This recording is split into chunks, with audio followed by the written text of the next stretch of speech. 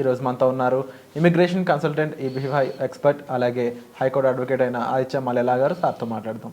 Hi sir. Hello sir. Trump arrival తర్వాత even before that కూడా మనం కొన్నిసార్లు డిస్కస్ చేసుకుంది ఏంటంటే ఈబీ5 ఆర్ అదర్ వీసాస్ సంబంధించిన ప్రైజెస్ అనేవి ఇంక్రీజ్ అయ్యే ఛాన్స్ ఉందా? వీసా ఏదైతే ఫైలింగ్ ఫీజెస్ ఉన్నాయో డెఫినెట్గా అవి ఆల్రెడీ ఇంక్రీజ్ అయినాయి. కొన్ని ఏంటంటే ఇంతకుముందు రేట్ల మీద తగ్గినాయి, మళ్ళీ ఏంటంటే ఇంక్రీజ్ అయ్యే సిచ్యువేషన్ 2025లో ఉన్నాయన్నమాట. ఇప్పుడు 2024 సమ్మర్ ఆ టైంకి ఆల్రెడీ వర్క్ వీసాస్కి రిలేటెడ్ ఇంక్రీజ్ చేయాలి అని చెప్పి తీసుకోవడం జరిగింది. సో ఈబీ5 వీసాలో ఏంటి అంటే మనకి ఈబీ5 వీసాలో ఏమేమి ఇంక్రీజ్ అయినాయి, ఇన్ఫ్లేషన్ పరంగా ఏమి ఇంక్రీజ్ అయినాయి అవన్నీ మనం మాట్లాడుకుందాం. సో ఈబీ5 వీసాలో ఒకప్పుడు $500,000 ఉండేదండి ఇన్వెస్ట్మెంట్, ఏదైతే సోర్స్ ఆఫ్ ఫండ్స్ గురించి మాట్లాడుతున్నాం. $500,000 కాస్త 2019 తర్వాత అంటే 22లో లా రివైజ్ అయింది, రిఫార్మ్స్ అండ్ ఇంటిగ్రిటీ యాక్ట్ అయింది. ఇంతకుముందు ఏంటంటే ఇమిగ్రేషన్ యాక్ట్ కింద, సేమ్ ఇప్పుడు కూడా ఇమిగ్రేషన్ యాక్టే, కానీ ఏంటంటే రిఫార్మ్స్ అండ్ ఇంటిగ్రిటీ యాక్ట్ చేశారు 22లో. 1919 నుంచి ఇమిగ్రేషన్ యాక్ట్ కింద ఈబీ5 వీసా అనేది వస్తడం జరిగింది. దీంట్లో మేజర్ థింగ్ ఏంటంటే సోర్స్ ఆఫ్ ఫండ్స్, మనకి ఏదైతే డబ్బులు ఉన్నాయో బై ఇన్వెస్ట్మెంట్ మనం అక్కడ పర్మనెంట్ రెసిడెన్సీ తెచ్చుకుంటున్నాము. ఆ డబ్బులు ఏదైతే మనకి 8 crores మనం మాట్లాడుకుంటున్నామో $800,000 అది తీసుకెళ్ళి యూఎస్లో ఇన్వెస్ట్ చేయాలి. ఇన్వెస్ట్ చేస్తే ఆ డబ్బులతో ఎకానమీ ఎంప్లాయ్మెంట్ క్రియేట్ అయ్యిందని గుర్తించి మన ఎంటైర్ ఫ్యామిలీకి మనకి గ్రీన్ కార్డ్ ఇస్తాం జరిగిద్ది. సో ఈ $800,000 ఏదైతే 8 crores మనం మాట్లాడుకుంటున్నామో అది 1990 తర్వాత మళ్ళీ 2022లో దాన్ని రెన్యూ చేసి రివైజ్ అయింది. ఇన్ఫ్లేషన్ బేస్ చేసుకొని $500,000 ఉండేది, $800,000 అయింది. సో డెఫినెట్గా ఏమైంది, $300,000 అనేది పెరిగింది. అలాగే over a period of time మనకి ఏంటంటే లా కూడా ఎవాల్వ్ అయింది. డెఫినెట్గా $800,000 పెడుతుంటే ఇప్పుడు పిండి కొద్ది రొట్టె అంటారే, సో మోర్ ప్రయారిటీ ప్రాసెసింగ్ అనేది ఉంది. ఇప్పుడు ఉన్న రిఫార్మ్స్ అండ్ ఇంటిగ్రిటీ యాక్ట్ 22 నుంచి 27 వరకు ఇదే అమౌంట్ ఇదే లాలో రివైజ్ అవుతాం జరిగిందనమాట. సో డెఫినెట్గా final time intervals, final processing విధానాలు అనేవి పెరిగినాయి అనమాట, ఎక్కువ పెడుతున్నా కూడా. మరి ఇన్ఫ్లేషన్ పరంగా ఏమేమి పెరిగినాయి, $500,000 కాస్త $800,000 అంటే బాగా పెరిగినట్టే. ప్లస్ ఏంటంటే డాలర్ రేటు కూడా మనకి కన్వర్షన్ ఇండియా గురించి మాట్లాడుకుంటున్నాం కాబట్టి ఇండియా మార్కెట్ పరంగా డెఫినెట్గా డాలర్ పైనీరు కాబట్టి అప్పుడున్న రేటుకి ఇప్పుడున్న రేటుకి రేట్లు పెరిగినట్టు. అంటే ఆ రకంగా మనం చూసుకుంటే ఒకప్పుడు లెట్సే ఒక 4 crores అయ్యేది ఇప్పుడు మన 8 crores అని మాట్లాడుకున్నాం, ఇంకా ఎక్కువ కూడా అవ్వచ్చు. ఓకే, ఇంకా కాకుండా ప్రాసెసింగ్ ఛార్జెస్ కూడా పెరిగినాయి. ప్రాసెసింగ్ ఛార్జెస్ అంటే ఏంటంటే అప్లికేషన్ ఫీజెస్ ఉంటాయి. సో అప్లికేషన్ ఫీజెస్ ఏంటి అంటే డిఫరెంట్ సిరీస్ ఆఫ్ అప్లికేషన్స్ ఉన్నాయి. ఎందుకంటే నేను మాట్లాడుతున్నా కదా, ఈబీ5 ద్వారా మనం ఇన్వెస్ట్మెంట్ అక్కడ ఇన్వెస్ట్ చేస్తున్నాం. మనకి ఫస్ట్ ఏంటంటే 6 to 8 monthsలో వర్క్ ఆథరైజేషన్స్ వస్తున్నాయి అని చెప్తున్నాను. అలానే ఏంటంటే 1.5 year నుంచి 2 yearsలో కండిషనల్ గ్రీన్ కార్డు, తర్వాత కండిషన్స్ రివోక్ చేస్తే 5 yearsలో మనకి పర్మనెంట్ రెసిడెంట్ గ్రీన్ కార్డు. ఓవరాల్గా ఈ విధానంలో మనం సిటిజన్షిప్కి కండిషనల్ గ్రీన్ కార్డ్ రాగానే అప్లై చేసుకుంటే ఓవరాల్గా 7 years సిటిజన్షిప్ కూడా వస్తుంది. సరే, దట్ ఈస్ ఏంటంటే అది ఈబీ5కి బయట అనుకోండి సిటిజన్షిప్. సో ఈబీ5 వీసాలో అప్పుడు ఏమేమి పెరిగినాయి, different series of applications, 400 series, 500 series, ఇలా 800 సిరీస్, 900 సిరీస్, ఇలా డిఫరెంట్ అప్లికేషన్స్ ఉన్నాయి. అంటే ఏంటంటే రీజనల్ సెంటర్ పర్మిషన్స్ తెచ్చుకోవడానికి, నెక్స్ట్ చేంజ్ ఆఫ్ స్టేటస్, అలానే adjustment of status, work authorization, travel permit, travel అంటే అటు ఇటు ట్రావెల్ పేరోల్, 100 సిరీస్ అనమాట అది.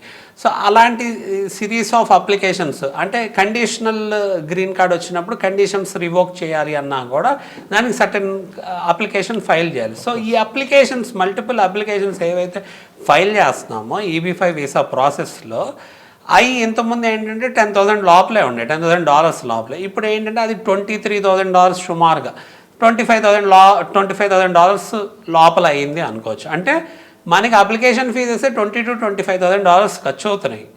సో మనకి నేను ఎప్పుడు $800,000 అంటే $800,000 అంటే ఎంత వస్తుంది, 6.7 నుంచి 7 crores వస్తుంది అనుకోండి. నేను 8 crores అని ఎందుకు చెప్తానంటే అందుకే అన్ని ఒక్కోసారి ఏంటంటే $900,000 కూడా కావాల్సి వస్తుంది. ఎందుకంటే మనకి అడ్వకేట్ ఫీజు ఉంటుంది, అప్లికేషన్ ఫీజు ఉంటుంది, wealth management and administration fee ఉంటుంది. ఇవన్నీ కలిపితే మనకి మన $800,000 ఏవైతే ఇన్వెస్ట్ చేసుకున్నా అవి వెనక్కి వస్తాయి కాబట్టి ఈ మనీని అంతా మనం ప్రొటెక్ట్ చేయాలి, లీగల్గా క్వాలిఫై అయ్యేటట్టు చేయాలి, ఆ మనీని అంతా మెయింటైన్ చేసి దాన్ని వెల్త్ మేనేజ్మెంట్ చేసి అడ్మినిస్టర్ చేయాలి, ప్లస్ కరెక్ట్గా క్లాసిఫై అయ్యేటట్టు చూడాలి. కాబట్టి ఈ ఫీజెస్ అన్నీ ఉంటాయి. అప్లికేషన్ ఫీజెస్ పెరిగినాయి కదా. నెక్స్ట్ అటార్నీ ఫీజు ఒక $20,000 నుంచి $30,000 మధ్యలో ఉంటుందండి. అంటే ఎందుకంటే అటార్నీస్, యూఎస్ అటార్నీస్ డిఫరెంట్ టైమ్స్లో డిఫరెంట్ అప్లికేషన్స్ అనేది ఫైల్ చేయడం జరిగింది. ప్లస్ ఏంటంటే మన సోర్స్ ఆఫ్ ఫండ్స్ని డాక్యుమెంటేషన్ చేస్తారు, మళ్ళీ మనకి లీగల్ అడ్వైజ్లు ఇస్తారు. అంతా మనకి యూజువల్గా యూఎస్లో లా వెరీ ఎక్స్పెన్సివ్. జస్ట్ మనం ఫోన్ కాల్ మాట్లాడాలన్నా $100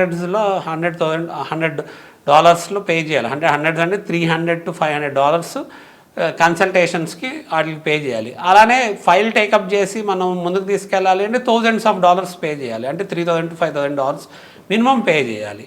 సో అలానే యూఎస్లో మనకి అటార్నీస్ EB-5 చేసే వాళ్ళు కూడా ఇమిగ్రేషన్ లాయర్స్లో EB-5 స్పెషలైజ్డ్ కొన్ని వేల అప్లికేషన్లు, కొన్ని థౌజండ్స్ ఆఫ్ అప్లికేషన్ చేసి ఈ ఎక్స్పర్టీస్ ఉన్న వాళ్ళు ఎవరైతే ఉంటారో వాళ్ళు స్టార్టింగే అసలు మినిమం ఒక $5,000 తీసుకొని మనతో మన అప్లికేషన్ ముందుకు తీసుకెళ్ళడం జరిగింది. అఫ్కోర్స్ స్టేజెస్లో తీసుకుంటారు.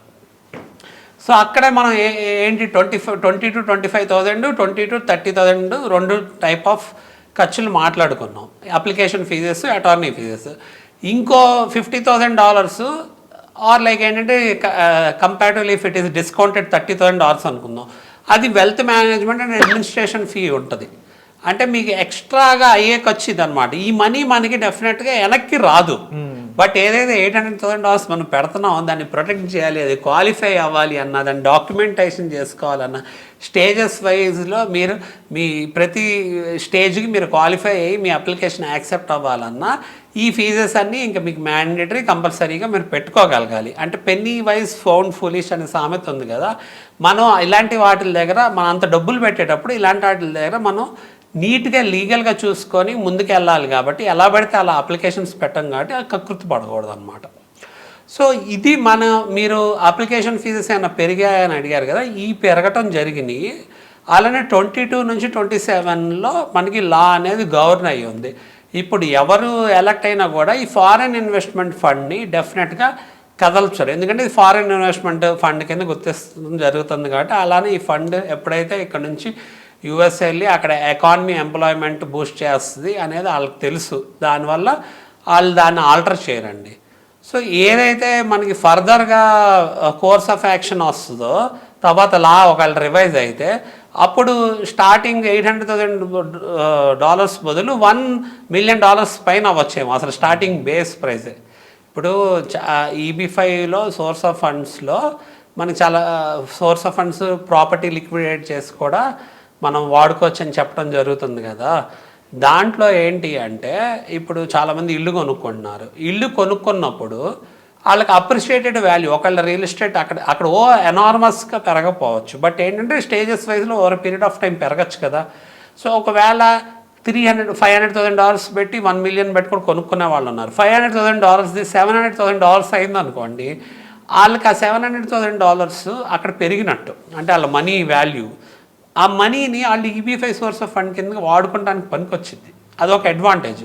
కానీ మనం ఇంతకుముందు వీడియోస్లో మాట్లాడుకున్నట్టు ఇల్లు కొన్నారు కదా అని చెప్పి యూఎస్లో ఉండనీరు. కానీ EB-5 వీసా ద్వారా మనకి గ్రీన్ కార్డ్ వస్తే మనం యూఎస్లో ఉండొచ్చు. అందుకని ఇమిగ్రేషన్ గోల్ వేరు, బిజినెస్ గోల్ వేరు, రియల్ ఎస్టేట్ అంటే ఇన్వెస్ట్మెంట్ గోల్ వేరు. సో అందుకని మన ప్రయారిటైజేషన్ ఏంటి, ఫస్ట్ ఇమిగ్రేషన్ గోల్స్ రీచ్ అయితే దాన్ని బేస్ చేసుకొని మన మనీని మనం మళ్ళీ ఇన్వెస్ట్ చేయటము, అలానే మన ఇన్వెస్ట్మెంట్ గోల్స్ రీచ్ అవటము. మోరోవర్ ఎవరికైనా ఆంటర్ప్రెన్యూర్ గోల్స్ ఉన్నాయనుకోండి, వాళ్ళ బిజినెస్ గోల్ రీచ్ అయ్యే సిచ్యువేషన్ కూడా మనం ఫుల్ఫిల్ చేసుకోవచ్చు. చాలామంది ఏంటంటే అసలు వ్యాలిడ్ స్టేటస్సే ఉండదు, కాకపోతే ఏంటంటే బిజినెస్ ఆంటర్ప్రెన్యూర్ ఎలా అవ్వాలి యూఎస్లో అని ఆలోచిస్తూ ఉంటారు. ముందు మీకు ఏంటంటే వ్యాలిడ్ స్టేటస్ ఆఫ్ వీసా ఉంది అనుకోండి, మీరు ఏదైనా బిజినెస్ అలాంటివి చేసుకోవాలన్నా మీకు అడ్వాంటేజ్ అయ్యింది. ఇమిగ్రేషన్ గోల్ ఫ్లెక్సిబుల్గా ఉన్నప్పుడు మీకు ఏంటంటే ఏవైతే ఆంక్షలు ఉన్నాయో అవి తగ్గిపోయే సిచ్యువేషన్ ఉంటుంది అనమాట. సో ఓవరాల్గా ఎకనామిక్స్ అనేది ఇలా వేరీ అయిన ఇన్ఫ్లేషన్ బేస్ చేసుకొని ఇలా దాన్ని కరెక్ట్ చేయటం జరిగిందనమాట. అప్లికేషన్ ఫీజెస్ కూడా అలా పెరిగినాయి. సో అప్లికేషన్ ఫీజెస్ ఎప్పుడైతే ఆల్మోస్ట్ డబల్ అయినాయో మనం మళ్ళీ ఇట్స్ ఆల్ అబౌట్ డాలర్ కన్వర్షనే కదా.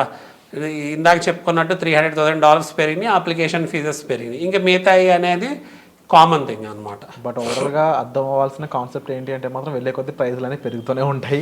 సో వీలైనంత తొందరగా డెసిషన్ తీసుకోవడం would be the best option చెప్పొచ్చు. డెఫినెట్లీ అండి. ఇప్పుడు ప్రాపర్టీలో ఇన్వెస్ట్ చేసినా కూడా మీరు అబ్జర్వ్ చేయండి, ఇన్ఫ్లేషన్ మనకి ఇండియాలోనే తీసుకోండి, మనకి 10 ఏళ్ళ క్రితం ఉన్న ఐటమ్ రేటు ఇప్పుడు లేదు, ఇంకా పెరిగి ఉంటుంది. ల్యాండ్ రేట్ కూడా తీసుకోండి, ఇప్పుడు 15 ఏళ్ళు 20 ఏళ్ళ క్రితం చాలా తక్కువగా ల్యాండ్స్ వచ్చాయి. బట్ ఏంటంటే అప్పుడు ఇన్వెస్ట్ చేసుకున్న వాళ్ళు, బట్ అప్పుడు ఎర్నింగ్స్ కూడా తక్కువ ఉండేవి. బట్ ఎంత ఎర్నింగ్స్ పెరిగాయో దానికంటే ప్రాపర్టీ రేట్స్ పెరిగినాయి.